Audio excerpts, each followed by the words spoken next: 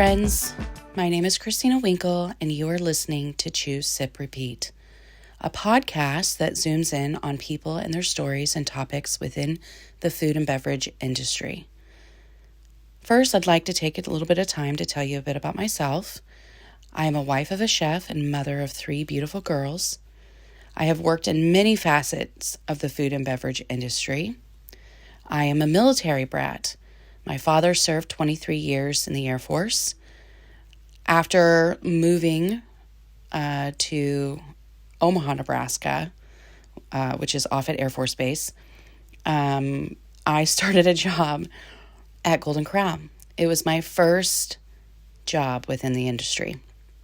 I only worked there for maybe 3 months. The reason for me leaving was I had worked until 2 a.m. on Mother's Day one year, and my mom was not having it. She was not happy. Not that it was Mother's Day, but she just was really, really unhappy with the amount of the amount of hours I had worked in that day.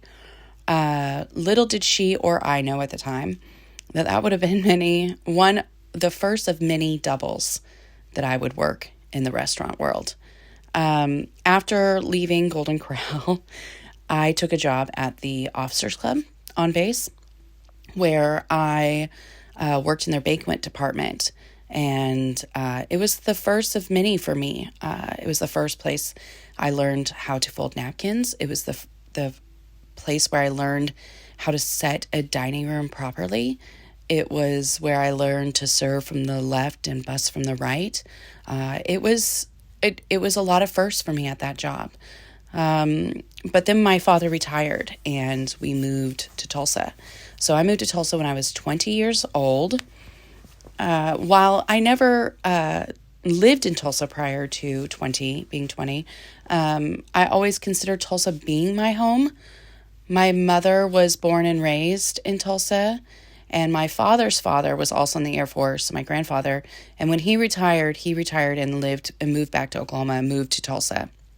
So that's kind of how my parents met. But I say all that, even though many people would not consider me a native Tulsa because I didn't grow up here. I didn't go to school here. Tulsa is the closest place to home I've ever had, being a military brat. So, and especially now living here for 20 years, which if you're doing the math, you know how old I am now. Anywho, I moved to Tulsa here when I was 20. I have worked in many of Tulsa staples, bars, and restaurants around town. I won't bore you with all the details and all of the places I've worked. However, I have, in these establishments, worked at everything from serving to bartending.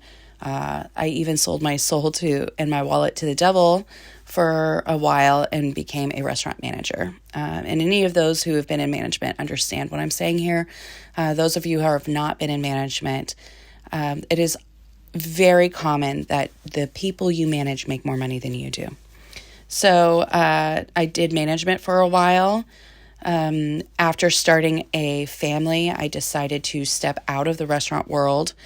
But I knew I wanted to be connected to food somehow. So I took a job working for a nonprofit organization revolving around feeding the homebound. Other jobs outside of the restaurant world that I have had that still revolve around food and drink consist of freelance food writers. I manage social media for a local ranch and local food retail store. That was very eye-opening. I've always had a huge passion and admiration for local agriculture, but when you're covering someone's social media, you really have to be very thorough and very you have to know what you're talking about. You have to know what they do, the ins and outs. It's especially specifically with the ranch because there's so much education that goes behind it and the style of ranching that they were doing. They do regenerative agriculture. So I had to know everything that they were doing backwards and forwards. So I would be able to answer questions. I would be able to make thoughtful and educational posts. So even though I thought that I had a decent knowledge of the agricultural world through other connections I have, there was so much I learned from that job. and running their social media. So that was awesome. I even worked as a private chef for a year, and I kind of giggle because I don't know really how to describe what I did without calling myself a private chef, because I don't consider myself a chef. I know many chefs, and I know the talent that they possess to be a chef, and I'm not that. I'm a good cook. Don't get me wrong. I'm a good cook. I'm a good home cook. I make some really good gumbo. I mean, there are things that I excel in, and I'm not trying to discredit my talent by any means. But basically, I cooked breakfast, lunch, and dinner, and did wine dinners and caterings for them for an entire year for a family of 5. So I don't know what you call that without calling it a private chef, even though I really feel like I lack the skill sets to throw my name and the term chef in the same sentence. But that's what I did for a year, and it was an awesome job. Side story real quick. Their family was they had 3 daughters, and I, like I mentioned before, have 3 daughters. The big difference between their 3 daughters and mine was that their daughters were older. So going to work every day, I felt like I was kind of stepping into my future. It was very, I look back at that job with a lot of fond memories, and it was a really good time. And it all happened during the pandemic. So a lot of people within the industry, all took jobs that were maybe a little bit outside of our comfort zone during that time. Because we live in a society where dual incomes is pretty much a requirement to raise a family. And so I took that job. It was completely outside of my comfort zone, but I look back at it very fondly and enjoyed myself immensely. And I'm very thankful for the experience and for them doing that experiment with me and going on that adventure and journey with me. So that was awesome. I even dipped my toes in the liquor industry for a while. Yes, it was the liquor industry, but I was a brand what do they call a brand ambassador is what the title they gave me. But I basically on and off premise sold to liquor stores, restaurants, bars, in my portfolio that housed wine, beer, and liquor.